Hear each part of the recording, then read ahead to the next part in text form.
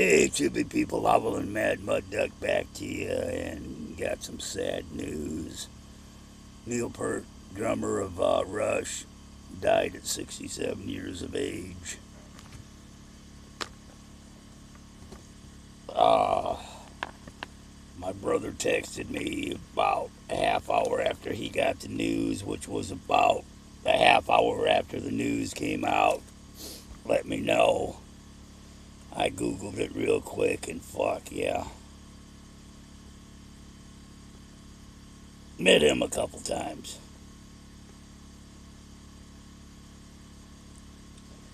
First time was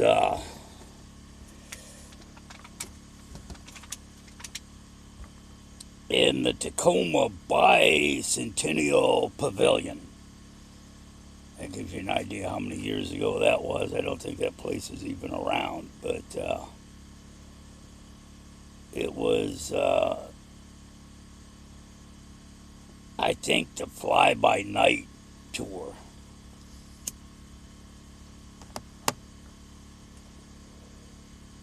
And they were doing some shit off of Caress of Steel.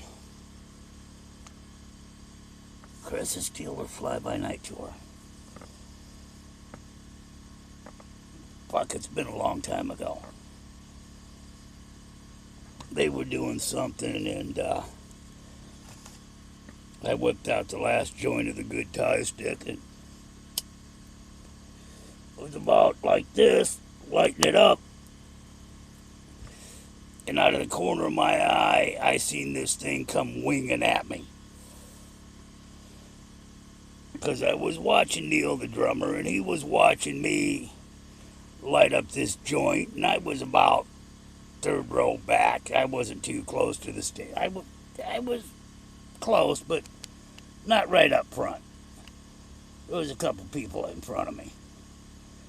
And there was this gap, and he looked right at me lighting up that joint, and he broke a stick. And when he broke this stick, fucker winged it and hit me right in the side of the head with the fucker. That hurt.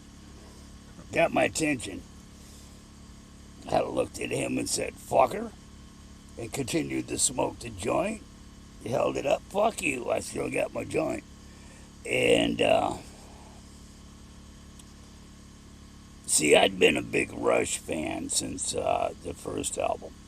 I used to buy import albums from Budget Tapes and Dope Deals. I could buy records at Budget Tapes, and if the right guy was working, I could buy maybe a gram of hash or a 5-finger bag of weed, 4-finger bag of weed or something. Maybe some Colombian. Long, long ago in a galaxy far, far away, I tell you. And I ran across this album that said Rush in the import section because I was listening to import bands because at the time, a lot of the American music just kind of sucked. It all sounded the same. Everybody wanted to sound like Zed Zeppelin. So I was doing this import shit, and there was bands from Germany that were kind of hot, and shit, I heard some of these bands that came out in the 80s back when they were one-hit wonders in the 70s and hadn't made it yet. So, after the first Rush album, and I think it was Caress of Steel and Fly By Night, or Fly By Night, Caress of Steel, fuck. It's been 40, damn near 50 years ago. I hooked up with this disc jockey on the FM radio side at a station that isn't there anymore, but used to be. And late night disc jockey, and I got him into playing some Rush, and he was a big Rush fan for some reason. English guy, Peter Talbot. I think he come down from British Canada. Oh, we're going to do that on camera, aren't we? Hold on a second.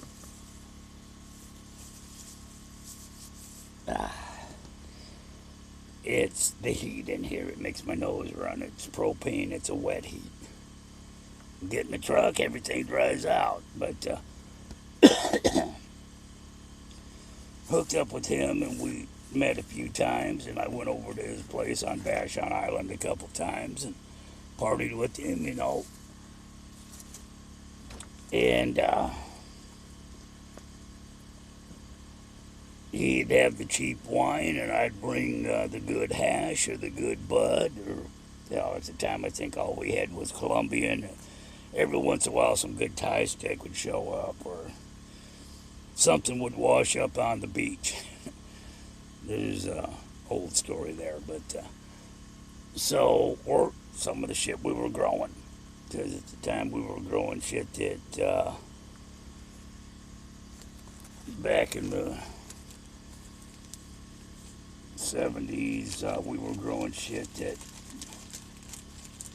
you know, let me get one out. It looked like this.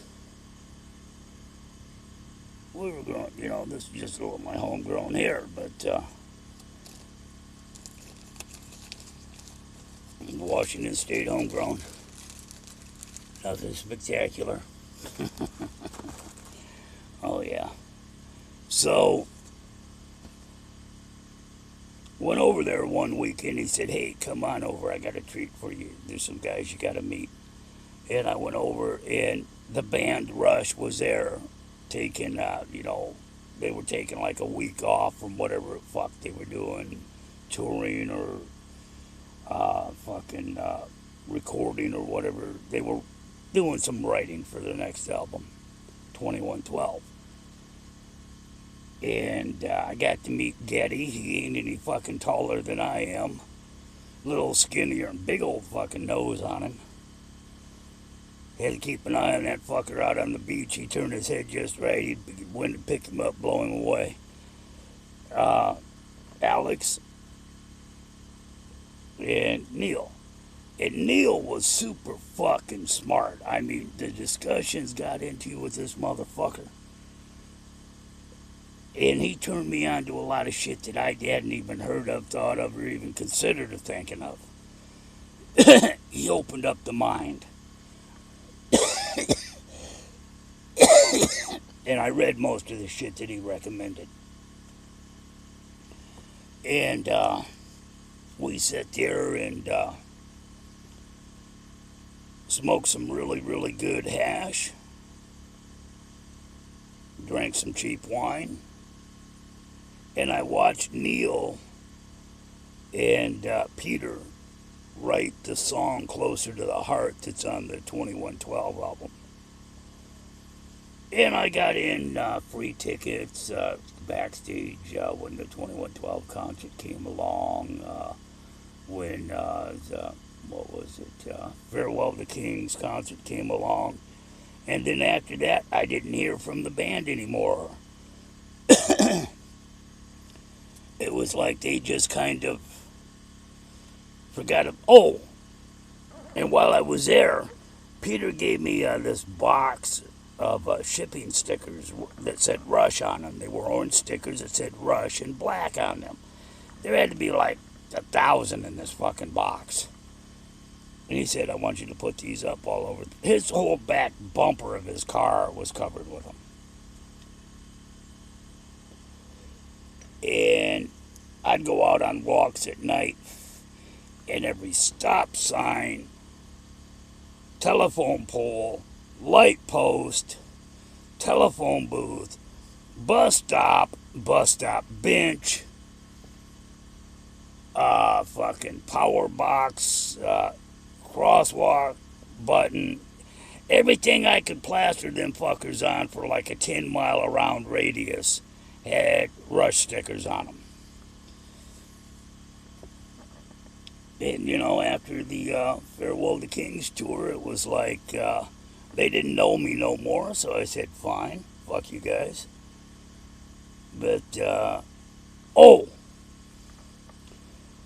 while I was there on the island, partying with Peter and Rush, I had Neil sign that drumstick, and it's around someplace still. Also, I pulled out a Canadian $2 bill that I'd gotten in fucking change. I don't know how they slipped it in on me, and they signed that, and that disappeared out of my wallet one time. But if you look on the All the World's a Stage album, down in the special thanks, it'll say something about Thin Lizzy. I've met them too. And in there it'll say Peter Talbot and the Vashon Islanders. Since Nicholskin died back 2 Christmas Eves ago, I'm the last of the Vashon Islanders. Fuck. So there's my Rush story, and that's what's going on today. I'm sitting back listening to some Rush rather loud, which I'm not doing right now because I don't want a motherfucking copyright strike.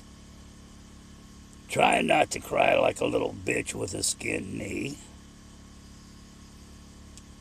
Because, you know, the guy was like the best fucking percussionist fucking ever. And after listening to him talk and getting to know him, I can understand why, you know, they acted like they didn't know me after a while. They even wrote about it in one of their songs, you know. Can't pretend a stranger is a long-awaited friend. And to them, after they got big, I was just a stranger. But, you know, he hit me in the head with a drumstick. I partied with him on the island. I, you know, talked with him. And bunch of good guys, and they let me free to a couple concerts, and then after that they just got big, and little guys like me that was there from the